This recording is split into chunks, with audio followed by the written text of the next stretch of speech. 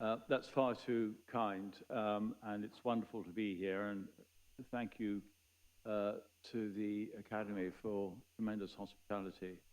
It's been also a wonderful interdisciplinary day. So I hope I can sustain that, but whether I can or not. I want to start with a couple of definitions. One is we have to define war, and the other is we have to define smart weapons. And if war, to quote a recent legal scholar, is organized violence between two political entities, that may cause debate, it may cause difference, but also above all, I don't think it gets us far enough forward. And being a devotee of Clausewitz, I would go on to say that we need to amplify it a bit. The point about that definition, the initial definition I gave you, is it contains two elements that I think are central to our discussion. One is that war is about reciprocity, the opening line on war, that war is a clash of wills. And secondly, that it must include violence. That killing and being killed, and we've had that, I think, throughout this discussion, make a big difference to the relationships between people, as well as great differences to the people themselves who do the killing and the self-evidently those who are wounded, if you don't know how those who are killed feel. Clausewitz, though, went on beyond that and characterized war in terms of its unpredictability, the role of chance. He made the point that war is not a linear process, but a non-linear one, which goes in directions which can't be fully anticipated. And I stress that point, or those points, for a reason, because we increasingly blur the lines between what is war and what is not war. We talk about perpetual competition, we talk about endless conflict, we talk about forever war. And the danger of that is we lose hold on what is peace.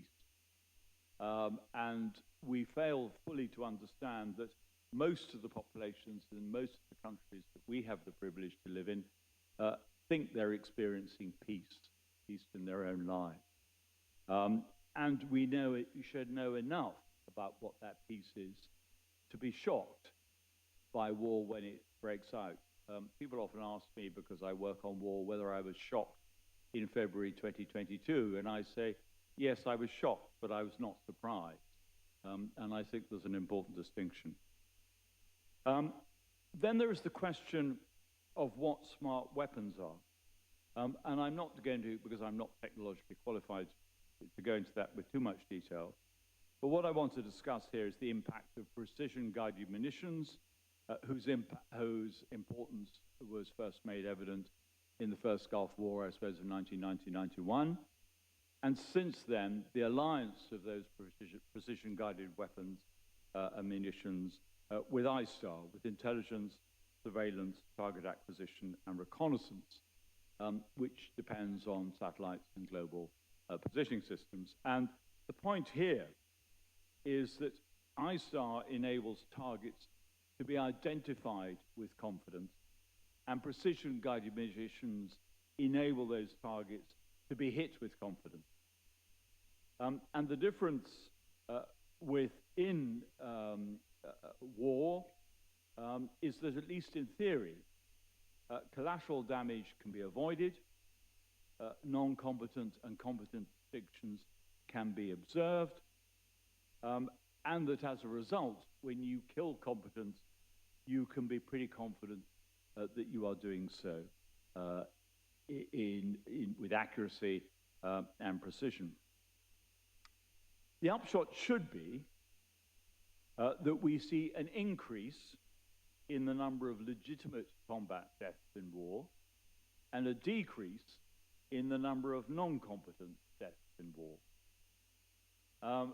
The Gulf War, the first Gulf War, did see an extraordinary increase in the amount of ordnance used, the amount of rounds fired of all sorts of weapons, much more than had been expected in advance, which may in part have reflected the factor of precision and the greater certainty about the use of those weapons.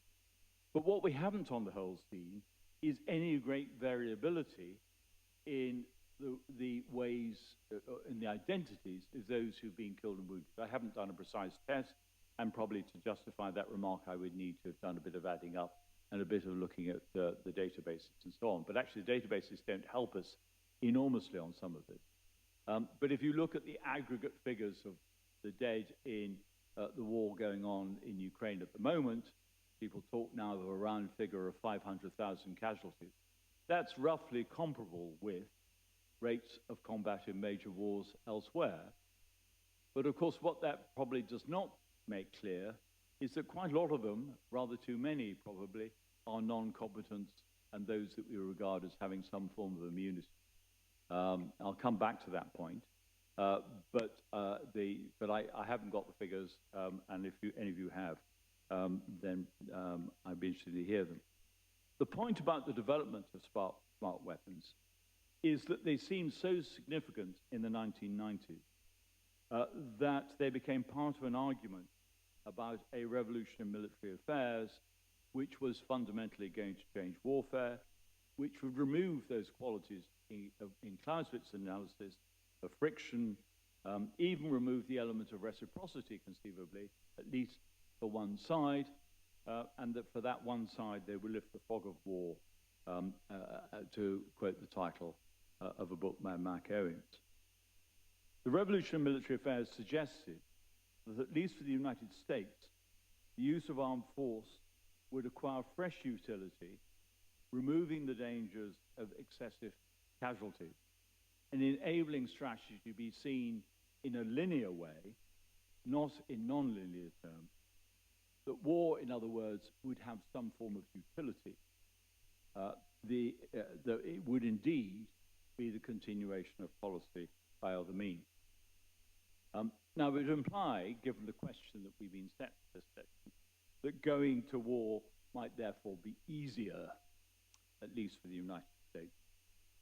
But I want to argue that so far there is little evidence that smart weapons have enabled states more readily to go to war. Or they may have enabled states to go to war, but they haven't been the reasons that they have actually gone to war. They may have conceivably have encouraged the US to go to war in Afghanistan in 2002 and Iraq in 2003, but they were not the core driver. The core driver, after all, were the 9/11 attacks themselves.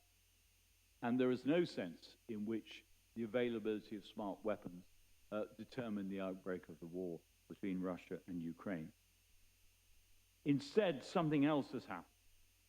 The war in Ukraine has been rendered doubly illegitimate as a breach of use ad bellum, and we've heard plenty about that already, and as a breach of use in bello. Ukrainians, some time ago, reckoned that they had passed 70,000 war crimes that have been committed by the Russians over the last 18 months.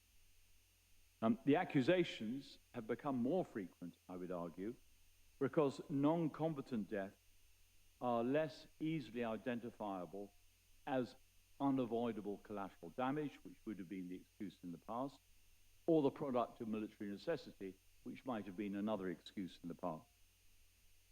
If belligerents have smart weapons, and of course last year the Russians were using dumb bombs in air attack and not smart weapons, but now increasingly they are using what they call glide bombs. If the belligerents have smart weapons and so retain the capacity to target specific military objectives, then there should be less destruction of civilian infrastructure and less killing of non-combatants. What we're seeing happening, I think, as a result of this greater proliferation of war crimes and identification of war crimes, is that the fact that the war was illegal in the first place, in use ad bellum terms, is now being conflated with the fact that it is deemed to be illegal in use in bello terms as well. But the distinction between the two, which has been quite important in distinguishing the actions of a government from the actions of the members of its armed forces, is now being eroded because essentially, the Russians are being accused of war crimes in advance of the war's end in ways which actually reinforce the original sin. That in itself is a significant development, I think, about how we think about international law and how it is used for propaganda effect. The point is not just that the war represents a breach by Russia of the Kellogg-Briand Pact and of the United Nations Charter. It is that Russia is striking non-military targets. And certainly by now, is doing so by methods which were typical of the age before smart weapons, where such behavior might be excusable in the age where smart weapons have come to prevail. So smart weapons have at least indirectly reinforced the argument that the invasion of Ukraine was illegitimate. I use that example because I want to contrast it with behavior in the United States. Given that it was the United States that pioneered the use of smart bombs from 1991 onwards, or smart weaponry from 1991 onwards, they are clearly an important focus of this discussion. The US has used smart weapons in countries with whom it is not at war, and we were discussing some of that before lunch. And it has done so in two ways. First of all, it has identified targets within those countries which represent groups with which it is effectively at war, even when it is not at war with those countries. So global terrorism has been identified in countries with which the United States is not in a formal state of war. It is argued, the United States has, that it has acted in such a way to minimize collateral casualties, but there have undoubtedly been collateral casualties. Although those collateral casualties have not led to an escalation into an open war between the countries so affected and the United States. In the United States and Pakistan, or the United States and Yemen will be cases in point. And secondly, the United States has created its own legal framework for what it is doing. The purpose of this is to keep, as I see it, the conflict below the level where it can be described as war in a legal or a Clausewitzian sense. Or, if it is recognized as a war, to keep it so that that war is limited, at least in the understanding of the population of the United States. After 2014, the weaponized drone became a method for the United States to have strategic and military effects abroad, which without any risk to its own personnel, in other words, without any element of reciprocity in war, and in ways which had few domestic repercussions. As far as the population of most Western democracies are concerned, as I've said already, they're not at war, but of course some of the legal arguments which have been used to explain what is going on have required a de jure a condition of war, at least for the United States. Books like Samuel Moynihan's Humane and others, of course, here in this room who've talked about it, have advanced this argument. I'm not a great fan of Moynihan's book, I have to say, but the point is the argument's there. Well, in that case, it's wonderful. Talks about lots of very intelligent and important people. It is worth noting what has happened, I think, in all this to how we now think of as lawfare, which I first encountered as the phrase used by Charlie Dunlap as the United States Air Force lawyer, who used it to explain what the United States' enemies were doing, that they were using the laws of armed conflict in order to obscure their action. And now it's being used in order to explain what the United States is doing in order to legitimate its own use of armed force. And this has happened in the space, effectively, of a decade. So my point here is that smart weapons may, in theory, enable the transfer to war to make the transfer to war more easy. But the problem so far does not lie there. We don't actually see war happening more regularly, it seems to me, because we have smart weapons. Smart weapons have not directly caused war. But what smart weapons have done is that they have had two other consequences, which are both more insidious and, as a result of their being insidious have been harder to address.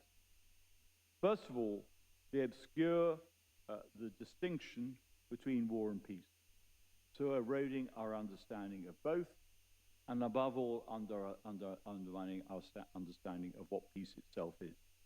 Both war and peace are in danger of becoming relative terms, because we are in a situation where we're told, not least by those who practice military operations, that the concept of victory, for example, is outdated, and that war is recurrent and persistent, and indeed there used to be something called the Long War, which I think we're not allowed to call it anymore. We are allowed to call it. I lose track of which phrase is in vogue at any one time.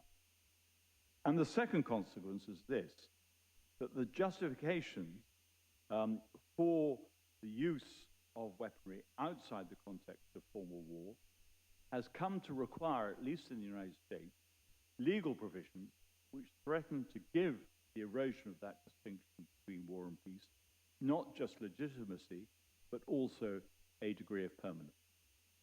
Thank you very much.